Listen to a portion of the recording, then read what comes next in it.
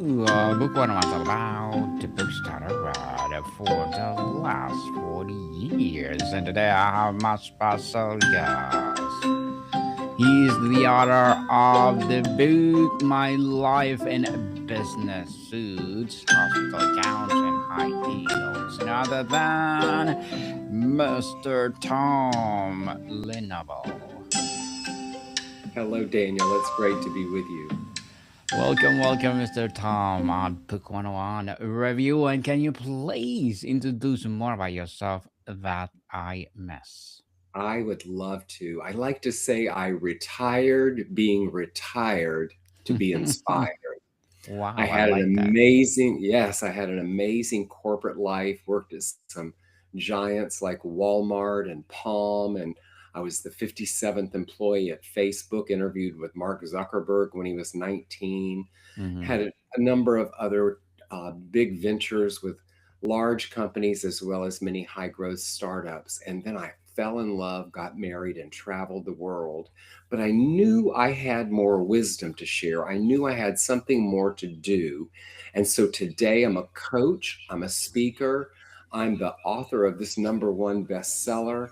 I have my own podcast, Opening Pathways, and I'm the CEO of the Academy for Coaching Excellence. And thank you so much for sharing your knowledge and wisdom to the world, Mr. Tom. Thank you. So the title itself is so powerful.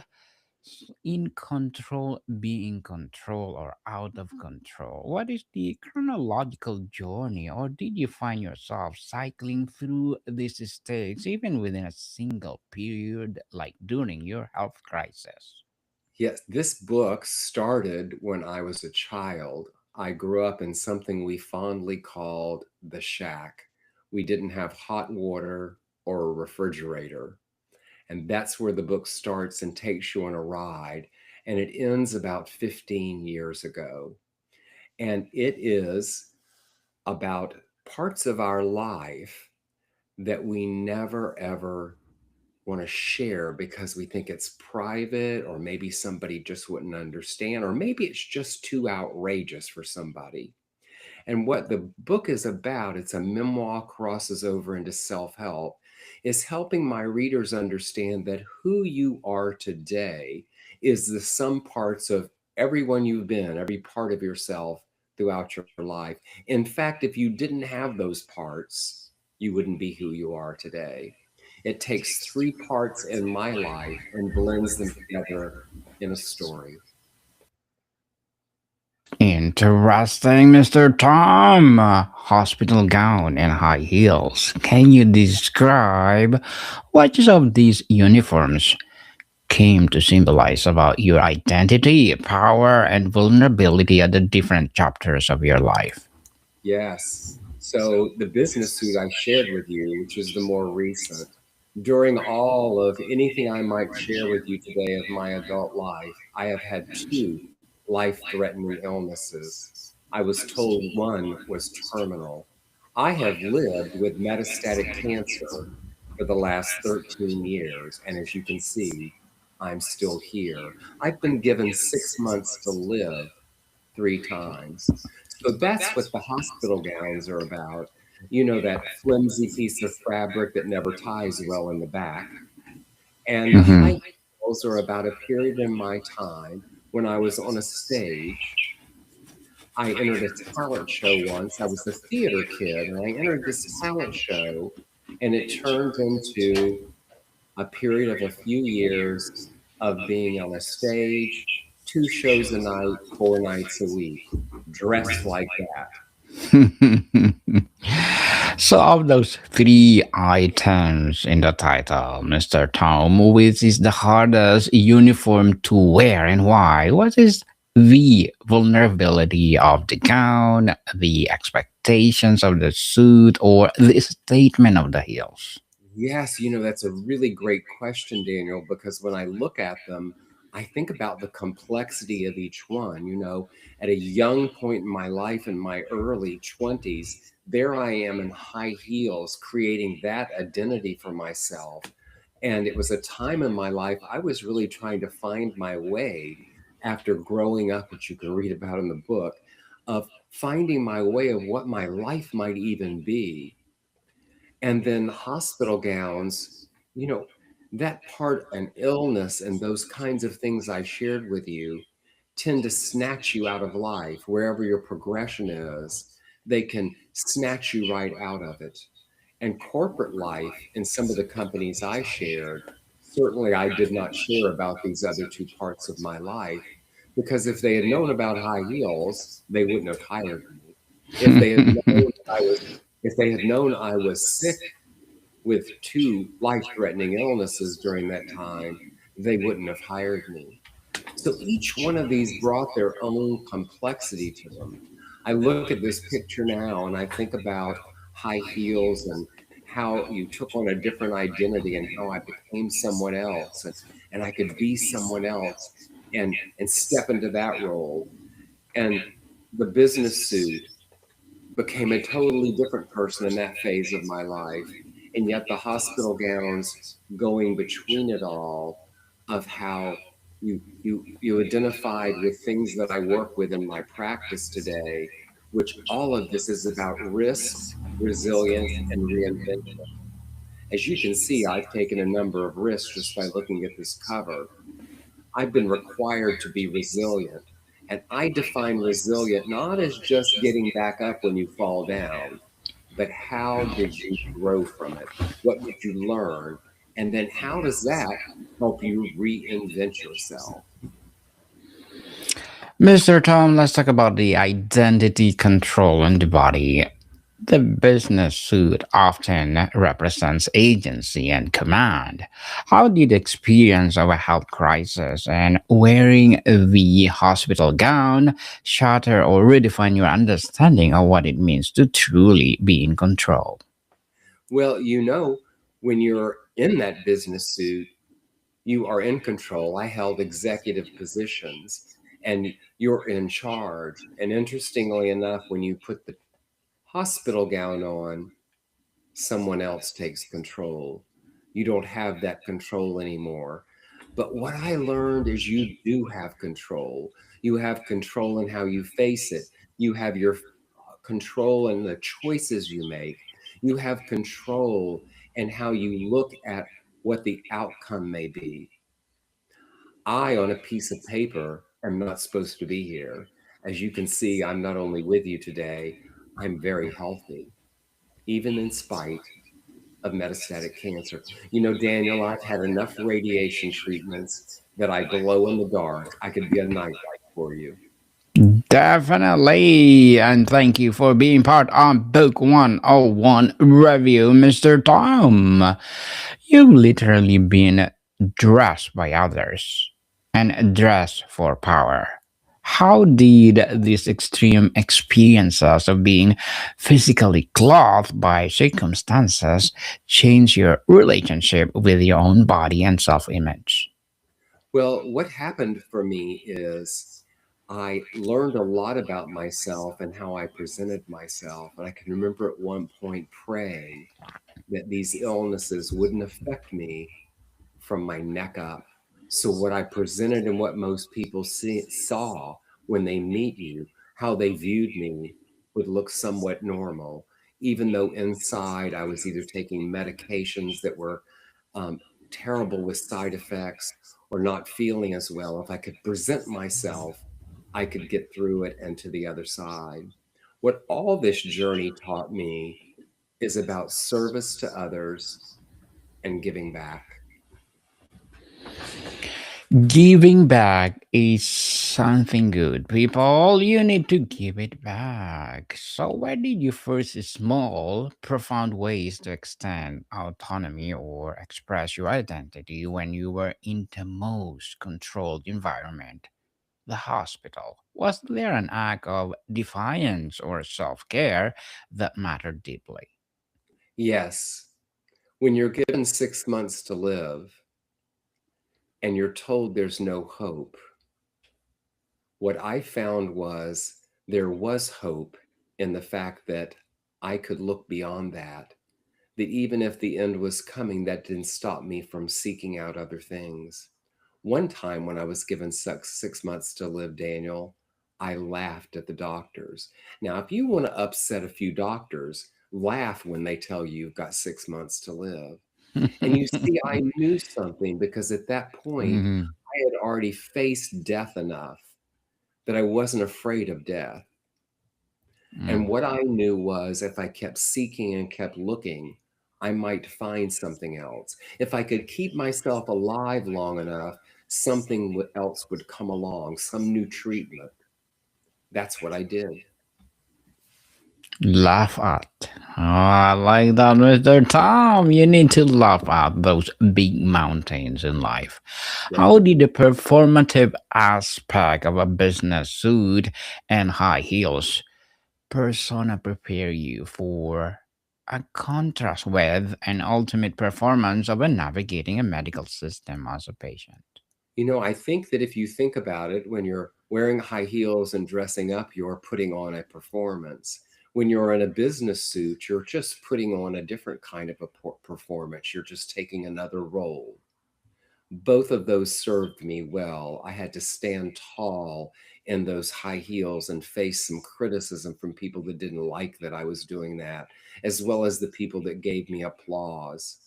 In the business suits, I navigated different difficult boardrooms and difficult places and challenges that I had to stand tall. I used those same skills when I was in the hospital gown. They often look like, instead of going into the hospital, say for radiation treatment, and being racked with fear, I turned it into something different. I looked around the waiting room. I saw people that never had been through what they were going through before. I struck up a conversation, which invariably led to telling them more about what was going to happen, dismantling their fear of what was going to happen when they went in the room. Because doctors don't always tell you what it's going to feel like, what it's going to look like, what the experience is going to be. So I took, instead of having fear about it myself, I put that into action to be able to help others. Mr. Tom, let's talk about on the journey and transformation. What's I believe you held about strength, success, or control in your business suit life that your hospital gown experience completely overturned? Well, I think that despite the hospital gown, despite the illness, I was able to be very successful in business. And today I've reinvented myself. I'm in very successful in business. What I haven't told you, Daniel, is I happen to be a philanthropist. I feel like people who do well in life have a responsibility to give back. And today in my philanthropy, I serve underserved communities, youth in the arts, first gen students where no one in their family has ever been to college before, current women's issues, other things that I have a passion about, especially for communities that are underserved. All these experiences led to who I am today and how I express myself. All the work I do feeds that philanthropy. And you see, I learned something along the way because people would say to me, Tom, when I have money, I want to be a philanthropist. And it made me write a keynote address called The Philanthropic Mindset, because what I wanted to share with people through that was that philanthropy isn't just about your name on a building, going to a gala, or writing a check, that your smile or a hello can be a philanthropic gesture. So those three characters and what they taught me is who I became today. In fact, without all of those three characters, I would not be who I am today. Without being in control, being controlled, and out of control, I would not be who I am today, where I work in service to other people. I coach other people. I speak and motivate people. I also give to other people. Mr. Tom, can you describe a moment where you felt utterly out of control that hindsight become a critical turning point or a source of unexpected liberation? Yes, I can. I needed cancer treatment at one point in this journey, and I had a very serious back problem. And they told me unless I could walk, they were not going to give me the cancer treatment because I wouldn't recover from it. I couldn't find anyone to give me the surgery I needed because of the cancer. So I went out of the country, and I remember sitting in front of a doctor who was going to perform surgery on me in a foreign country, who put an operative permit in front of me to sign that was all in Spanish. I don't speak Spanish. I don't read Spanish. I looked at that piece of paper and knew that my life, I needed the surgery to get the cancer treatment, which meant I might have a chance at living. I knew they wouldn't give me the cancer treatment without the surgery. I signed the op permit. The only power I had was to take a picture of it and text it to somebody. And I have to tell you, it was one of the most liberating things I ever did. Mr. Tom, as an author, entrepreneur, what are your short term and long term goals? My short term goals right now are to get this book out to as many places and share its message. I hear from people so often that I can't put it down. The other thing I hear is I laughed, I cried, I did both at once. I have a message to share through this book, through my speaking, my coaching, and having people read this book. That's what's on the short term. Long term, I actually have two more books to the series, two more of my life books. The next one is in the works. And when I was at Facebook, everyone there was 20 and I was 50. I was old enough to be everyone's father. In fact, they called me Daniel, the adult in the room. So the next book is titled My Life at Facebook, The Adult in the Room. And it's going to be telling this Facebook story of those early years through my eyes as being the oldest one there, in fact, old enough to be everyone's father, and what that experience was like. So that's what's coming up. And there's a third book. And of course, one of my long term goals is to stay healthy, active, and fully engaged in life and to continue to be of service to others. Good luck to your goals, Mr. Tom, and looking forward for more success. And Thank you. what will be your piece of advice for those people out there who want to be like you? Yes, Daniel, I will share this proudly. So many people I work with, so many people I know live in the past with what's happened. They live in the past as if we get a do over, as if we get to press the rewind button, as if we're an app on a phone watching a video that you can press a button and go back 10 seconds. Life isn't like that. If the past can teach you something, learn it. Don't live there because while you're in the past, you're not here in the present. And while you're not here in the present, you're missing everything wonderful about your life. In fact, the magic of life. The magic of life. Well, thank you for that advice, Mr. Tom.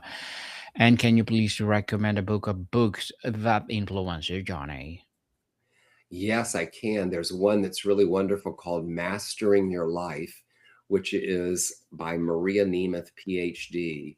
It's a wonderful book about getting you in touch with who you are and, more importantly, who you might be, what your goals and dreams are, and maybe even what you came here to do. Mm. That's a book that I love. Another book that I really, really enjoy is one by a woman named Lynn Twist, and she has a few books. If you look up Lynn Twist, you'll find out this woman was a visionary. She looked at trying to stop world hunger, bringing women as equals in the world, and how you use money, how you use prosperity to help other people. Lynn Twist. Lynn Twist, thank you for that recommended book, Mr. Tom. And for the high achiever who is currently in control in their suit, what is the one thing you want them to understand about resilience that can only be learned by losing that control? I want them to know that resilience is your greatest currency. The stock market can fail. You can lose your title at work. You can lose your job at work. You can lose everything in life, but no one can take your resilience away. Because you see, resilience is like a muscle. Just like you exercise your bicep or tricep to make it stronger, the more you exercise your resilience, the stronger it becomes. And remember, resilience is your greatest currency. Yes, very well said, Mr. Tom, and I want you to give an applause for that. Very well said. For someone currently in their own hospital gown, season whether due to illness, loss, or any crisis, what is the most essential piece of hard won advice you offer? You know, I don't want to belittle anyone's experience because health challenges are challenging. However, what I would share is sometimes we're given a diagnosis, sometimes we're given a condition. That's our new experience. What is it you can do with that experience to move forward? I met this woman who was a really athletic person, even near Olympiad type person. She went in the hospital for something minor and got the infection MRSA and lost her leg. What was she going to do in a wheelchair walking with a cane?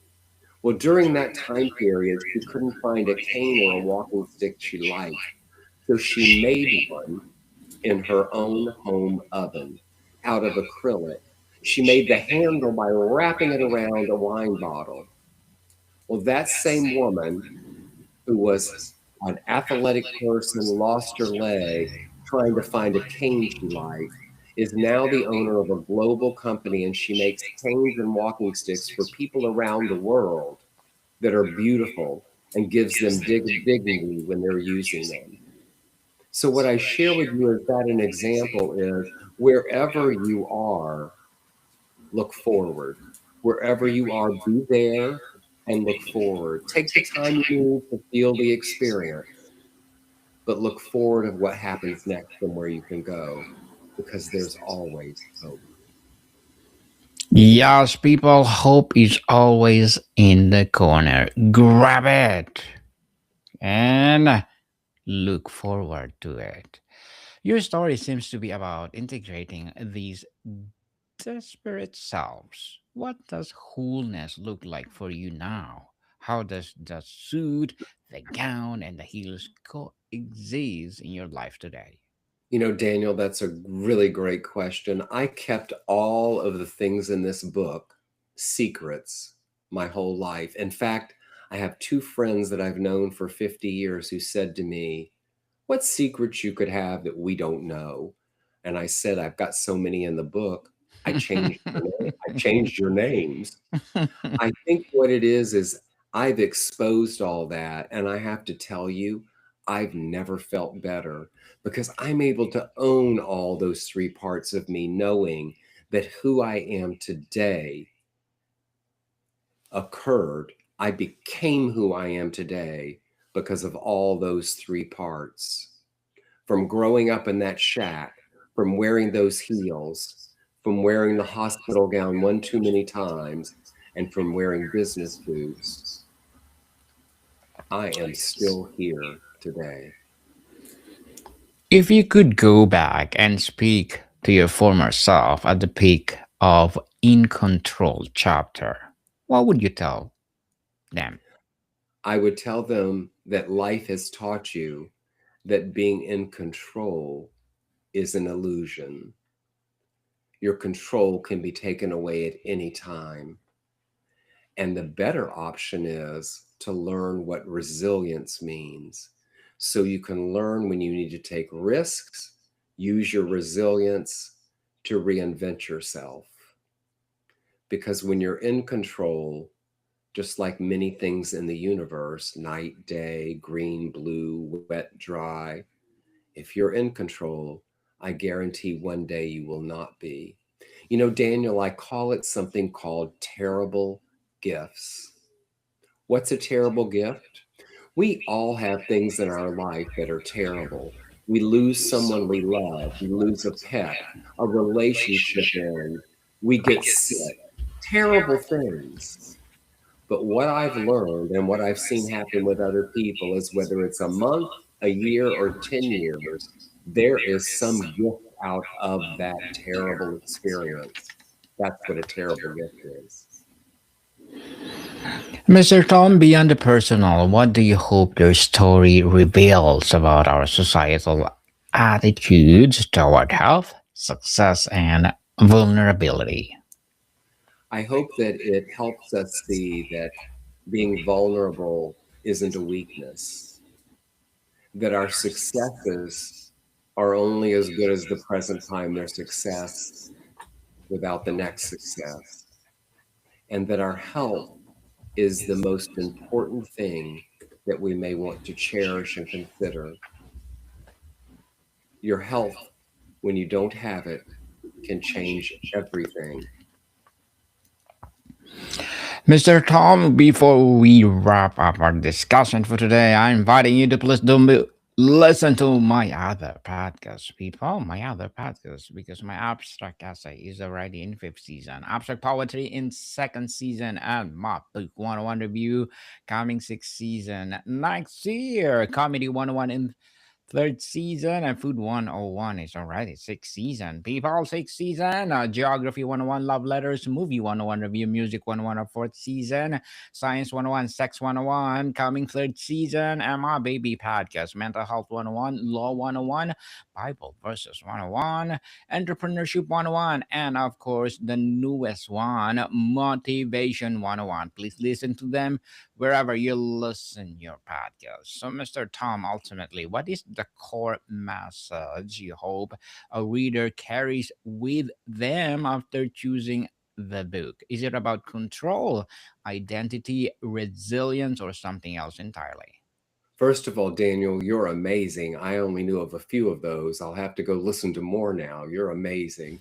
Thank you. Congratulations on your accomplishments. I think what the truth out of this book is that all these parts of you, all the parts you've experienced make you who you are today. Celebrate them, whether they were outrageous, whether you were in control, out of control, or being controlled. They all had something to do with who you are today. There's lots to be learned and celebrated by embracing all those parts. Mr. Tom LeNoble, thank you so much for sharing your knowledge and wisdom to the world. So, can you please invite our listeners to support your best selling book or Yes, anything you want to promote? you can find me at www.tomlenoble.com.